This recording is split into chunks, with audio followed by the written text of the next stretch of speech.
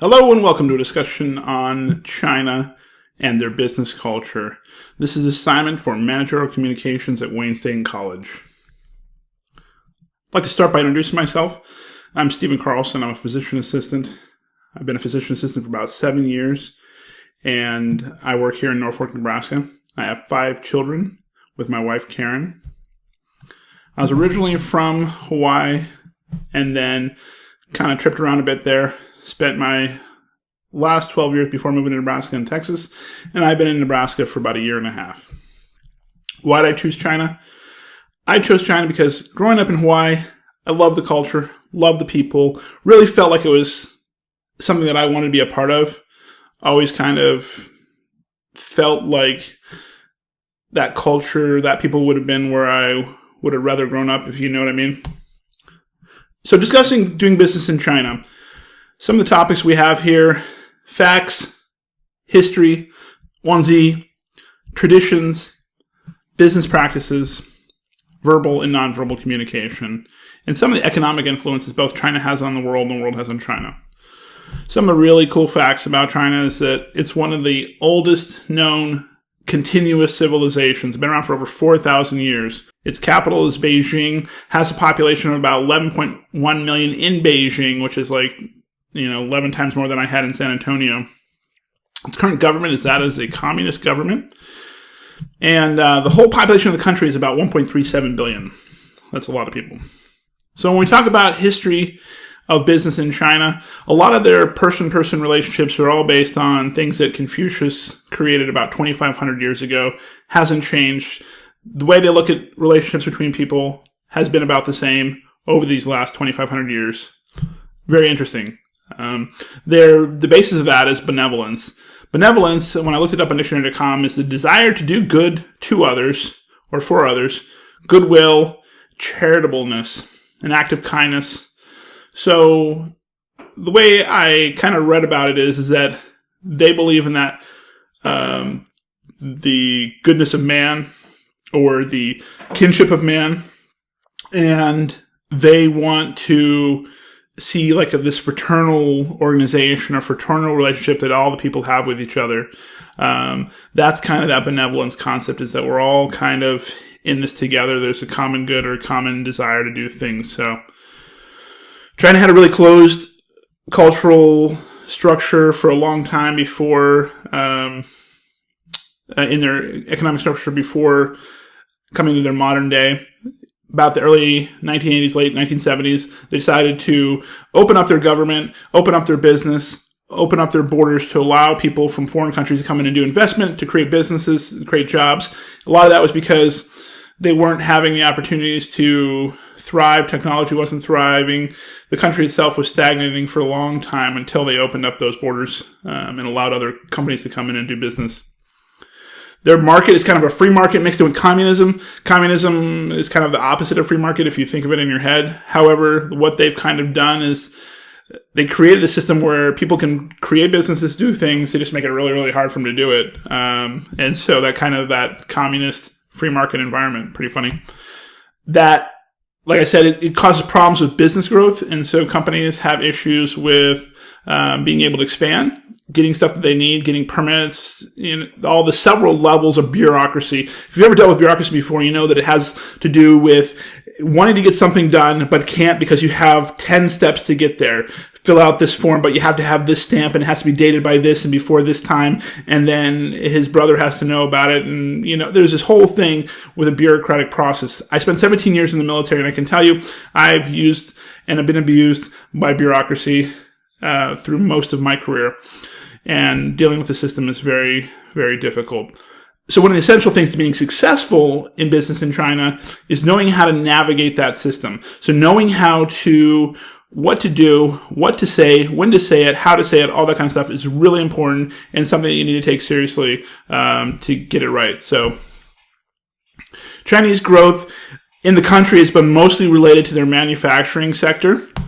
They have a really large population, and the communist rule kind of has allowed for them to have cheaper labor, and through this process, been able to kind of expand their whole system. So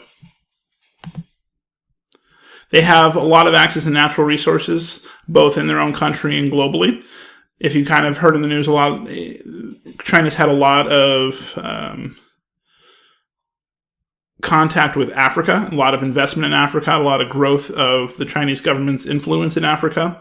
That this next picture is kind of cool in that it has, what obviously appears to be young African children holding a Chinese flag, which is, has that stark kind of not what you can imagine would be normal over there. It almost looks photoshopped a little bit, like the flags were replaced with Chinese flags in the picture. But so one of the things when we talk about all those bureaucratic layers, we talk about the concept of Gwangi, because that is what everything else is based on. Gwangi is what the glue that holds all the relationships together. As you can see, these hands holding each other together. Everybody knowing somebody who can get something done for them is what Gwangi is about. It's about building, making connections or relationships. It's having those people that you know that can get things done for you when you need to get things done. In America, we look at it as kind of being a negative thing, because whenever we see people that are between us and getting our goals accomplished, we don't like to know that you have to know somebody to get something accomplished. We're usually like, hey, if there's a process I can get it done, go to like your driver's license. I don't need to know anybody to get my driver's license. I go to the driver's license place, I take my test, I do, the written test, the driving test, pay my money, and take my picture, and I got my driver's license. Pretty simple process, not too complicated. However, in places like China, that might be a 3-year process where you have to do this and file this and do all these things. Whereas if you know somebody, a lot of those 8-week waits for things to be accomplished can be reduced. If you're like, hey, my grandson, put in his thing, oh, well, let me check. Oh, here it is. And instead of waiting through the pile and being done 8 weeks later, it gets done today. So things can be done. It just gets done really slowly over there. And even when you do have Gwangi and you do have those relationships set up, things can still take a while to get accomplished. So,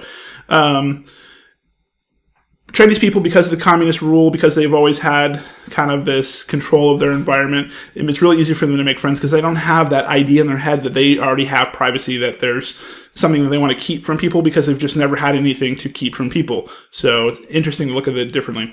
In America, we call that you have to know somebody to get something done. Definitely in the military.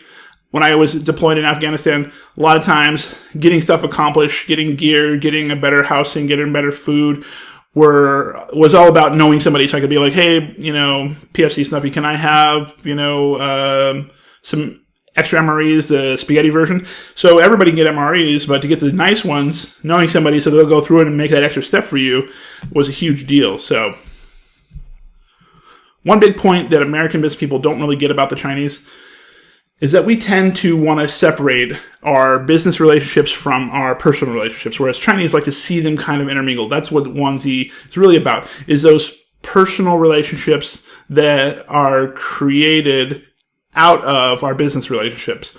So they want to see us build a business relationship on the outside, like, hey, come over to my house and have fun. Let's go out to dinner. Let's have drinks. Let's see what kind of things we can do to build a whole relationship.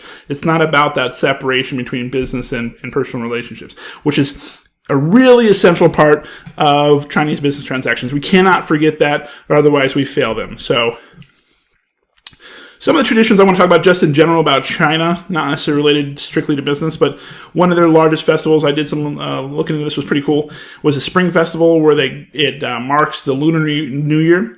It's about 15 days long, where they party for 15 days, giving gifts each day, just doing things to kind of reset the new year, get rid of the bad spirits, do this whole thing. Really cool. Fireworks, parades. That's where you see the little dragon parades where the guys are doing the dragon dance thing. Pretty cool. In China, they still use fortune telling, so they use dragon bones. Dragon bones are not necessarily real dragon bones, obviously, but what they use is they find bones out in the environment, they dig them up, put them in the thing, look through them, heat them up, and then they decide, oh, this is what your future, and they can kind of tell people, and it's actually still used a lot by a lot of Chinese people. So Kung Fu is one of my favorite things. Originated in China, still practiced in China. They have all their dojings are either martial arts places inside the mountains and all the cool stuff, and it's been an essential part of Eastern martial arts, has been related to the beginnings in China. So, and then Mahjong. Mahjong is a traditional Chinese game where you have these little pieces of wood or bamboo which have pictures on them, and you got to find them, sort them out. They call it Chinese solitaire in essence, and everybody takes turns grabbing pieces until it's all the way done. It's a pretty cool game. If you've never played it, check it out. So just overall business practices. In general, Chinese don't like to do business with foreigners because we don't understand them and we tend to be rude. I mean, if you've ever traveled overseas and you've seen other Americans, I have, and people are they just like, we're America. You don't get that. Why not? We're America. Do you guys take American money here? Very much we're better than everybody else. And so China has seen that, and they, in general, don't like to do business with foreigners unless you take that extra effort to develop those relationships. When communicating over there, you really have to understand the hierarchical differences in their establishment, where the boss stands, where the assistant boss stands, where all the people stand in and amongst that organization. Know their titles, know how to address them. Hey, Mr. So-and-so, last name first name last. There's very specific ways to address people. Their cards are sometimes counterintuitive. They put their last name before their first name. And so you may accidentally call them Mr. First Name instead of Mr. Last Name because you think that their last name is their first name. So really have to be clear on that, what they're talking about and what the correct way to address them is. Also, know which ways not to address people. What is the faux pas ways. All of this stuff is really about what's faux pas, what saves face, what upsets people, what shows respect and doesn't show respect. Giving gifts, very common. Pens, number one. They love quality pens. Giving a quality pen in a business relationship is awesome. Number one, actual done all the time, is banquets, where they have big old food gatherings. Your group comes to my group. We have a big meal. But we don't talk about business. No. In the banquet, we just talk about personal stuff. We develop that Gwangi. We develop those interpersonal relationships. We develop that integrity amongst the group. Very cool stuff. Don't talk about business. When you're in a team, only the highest ranking member of your team talks. When you're a whole group of people, make sure that you have that business leader, that person that knows everything, and they're like speaking for your group. When you come from a bunch of different angles, the Chinese don't like that. They don't feel like you're organized. They don't feel like they have somebody that really is somebody they want to do business with. So make sure, even if you come in different companies, choose that person who's a spokesperson for all of you. You can talk to him, but let him do all the negotiations for you. Keep you out of trouble. A lot of problems I see with foreigners, Americans, doing business in China. They do that, like I said earlier, portraying that Western arrogance, like we're better than you, we know things, we've been around. Whereas, in fact, China's been around longer than we have. Trampling some of those culture taboos, stepping on people's toes, doing the things that you shouldn't do, like putting your chopsticks down with the rear end facing up, which is the symbol of death, and it's offensive to Chinese. Not building trust, not doing that Gwangi, not trying to create the relationship outside of business legitimately. And they can tell, not fake like but really wanting to have that personal relationship with them is important. And then trying to be your own person. They don't want individuals, they want groupthink. So Chinese, let them approach each situation first. They used to do the bowing, which was very normal for them, but nowadays they are doing that handshake. Make sure when you do a handshake in a new Chinese introduction, you want to not be too vigorous with it. A lot of times as Americans, we want to, squeeze the crud out of the person we're doing the handshake to really show that we're masculine and rah. But we don't want to do that. We want to go in there and very evenly pressure, not too aggressive, to show that we appreciate kind of this first introduction of the relationship. Never point a finger. Use an open palm when pointing ways. They find that offensive. Chinese don't like to be confronted about things. Don't try to put them in a corner. Don't try to make them. They'll never say no, but they'll always say, let me think about it. I don't know. Let's find out. Don't try to use pressure motives. I know a lot of times we use pressure to try to get things sold or try to get things pushed across. Don't do it with Chinese. They don't appreciate it, and it automatically turns it off and shuts off the relationship. You must exchange a business card. Business card transaction is very important. When you receive your Chinese counterpart's business card, look at it. Don't blow it off. Look at it. Read it. Know all what it says. Name what they are. Show them that you are so interested about it. You're going to spend all this time looking at it. Usually the business cards have Chinese on one side, English on the other. Look at it. Know it. Put it down in front of you on the table. Don't put it in your pocket and then put it for somewhere else to go. And make sure you hand your business card back. 2 hands. Present your business card to your business partner, the person you're meeting. Economic influences, price of oil. You got a huge economy over there. They're an industrial nation. They are creating manufacturing. As the price of oil goes down because the demand in China goes down because they're not making things, because we're not ordering things. The world stockpile increases, the price of oil plummets, and all these economies can be directly influenced by that. Money, look at Venezuela. Money becomes, or the cost of oil becomes so low that people aren't making the money they used to, which is not good. 10% of global trade, meaning all of the trade in the entire world, 10% of it comes from China, which is amazing. China buys 10% of the world's goods. Commodity prices, when they're using iron, lithium, wood, all of these commodities inside of their products that they produce for us, when those orders don't come in and they're not producing, the entire system backlogs, and all the countries that depend on the purchases by the big companies or the big countries start to suffer. Then you have that second, third level stuff. So John Deere does business selling tractors to South America, Venezuela. Venezuela sells their product to China, corn, whatever China says, we don't need any more of your corn anymore. So they stop buying corn from Venezuela. Venezuela stops buying John Deere products. The company in America is affected. So you got these second, third level effects that we don't really look at too well. This is just a cool graphic talking about how the economy has changed over the since 1870. Basically, China has gone from not being on the top 3 to being in the second place and forecast to be in the first place by 2030. I think this is maybe already old, and China, if I heard something, I hadn't seen in the graphics earlier, but I heard something on the news earlier this year that they are number 1 right now, but they don't have an updated graphic with that. I just thought this was really good to kind of explain kind of the economics of where China's at. Some other really cool information. Chinese prefer their conservative suits. They don't like flashy colors, no bright power ties. Keep it subtle.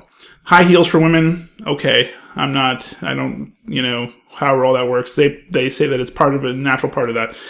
Revealing clothing for women is considered to be offensive. So, obviously the whole country's kind of conservative. You can think conservative in everything you do there. You'll probably come out ahead. But it's not my opinion. So here's some references on my talk on China. If you get a chance and you're interested and you're actually thinking about business in China, look at that book by Mr. Seligman. It's really good. He did a lot of business in China, was there for a couple of decades, and it's definitely worth your read. Thank you for your time. China's been a really interesting subject for me. I love it. I've loved it since I was a kid. I always wanted to, walk the Great Wall of China, go and look at the clay soldiers that they have found, the thousands of clay soldiers. I think that'll be really well.